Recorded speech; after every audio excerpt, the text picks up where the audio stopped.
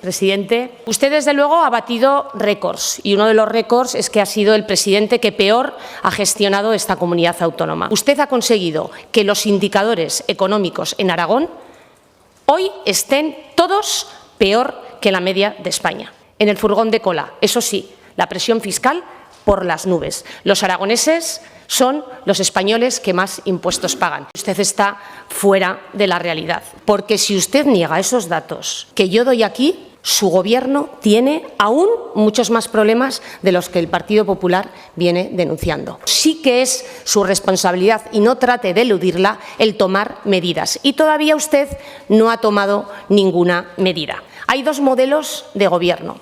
Aquellos gobiernos que niegan los problemas y que cuando llegan no tienen soluciones y además echan la culpa a otros. Lo veíamos ayer con su portavoz y consejera de Presidencia, a quien le están pidiendo la dimisión los médicos porque ante un problema tan grave como es el de la sanidad, echa la culpa a los médicos. Y luego hay otros gobiernos que están atentos a los datos y que precisamente buscan soluciones. Esa es la alternativa del Partido Popular y es el modelo que estamos practicando y que permanentemente además le tendemos la mano con nuestras propuestas. Pero usted, señor Lambán, no quiere llegar a ningún acuerdo y es por su sectarismo.